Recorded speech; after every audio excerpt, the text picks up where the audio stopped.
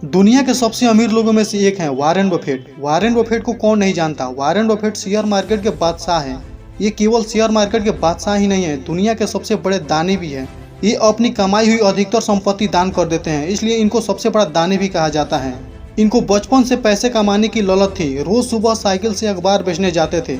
जब वो 15 साल के थे तब वो अखबार बेचकर $175 हर महीने कमा लेते थे और उन पैसों को निवेश में लगा देते थे। आप इनके बारे में जानकर हैरान हो जाएंगे कि ये कॉलेज पूरा होने से पहले ही $90,000 कमा चुके थे। तब उनको लगा कि निवेश से ही पैसा कमाया जा सकता है। उसके बाद उन्होंने अपना पूरा ध्यान निवेश पर लगा दिया और इसी मंत्र के बलबूते पर उन्होंने अपना $multi-million का साम्राज्य खड़ा कर दिया। और आज उसी दुनिया के सबसे बड़े निवेशक वॉरेन बफेट के 8 जादुई मंत्र के बारे में जानेंगे। तो पहला पॉइंट है, अपनी कमाई हुई प्रॉफिट के कुछ % इन्वेस्ट करें।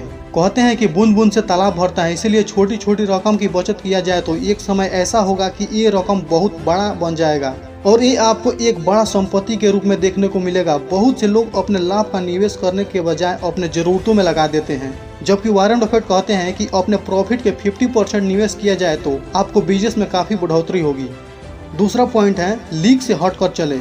शेयर मार्केट या अपने बिजनेस में अगर लीक से हटकर चलेंगे तो आपको बहुत फायदा होगा और आपकी अलग पहचान बनेगी। लीक से हटकर चलने का मतलब है आपको अपने माइंड का यूज करना होगा, कुछ अलग करना होगा, आपको कुछ यूनिक करना होगा और झूठ का हिस्सा न बने। इन्वेस्ट करने में दूसरों का सहारा न ले, आप अपने दिमाग का इस्तेमाल करें। तीसरा पॉइंट है, निर्णय लेने से पहले सौदे को समझ लें। कोई भी निर्णय लेने से पहले सौदे को अच्छी तरह से समझ लेना चाहिए। आपको सौदे में किस तरह से ज़्यादा फायदा होगा इस पर अच्छी तरह एक बार सोच ले। किसी कागज पर हस्ताक्षर करने से पहले अच्छी तरह सोच ले कि उस कागज में क्या लिखा है। ऐसा न हो कि हस्ताक्षर कर दे और आपको बाद में नुकसान झेलना पड़ जाए।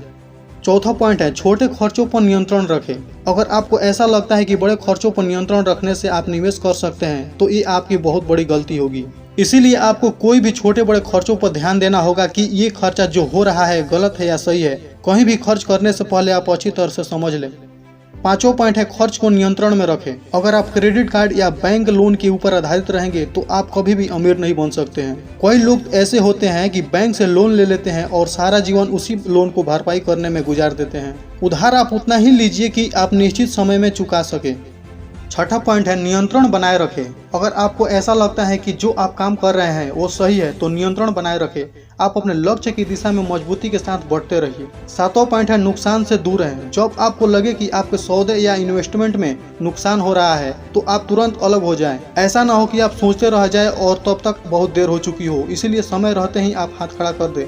और आठवां पॉइंट है, सफलता के अर्थ को समझें। प्रत्येक व्यक्ति का सफलता का अलग अलग मायने होता है, इसीलिए दूसरों की सफलता पर न चले। आप अपनी सफलता की आप अपने माइंड से सेलेक्ट करें और इसी तरह सफलता के मार्ग पर आगे बढ़ते रहिए।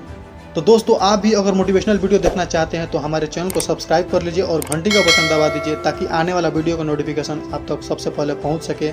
Wish you all the best. जय हिंद, जय भारत।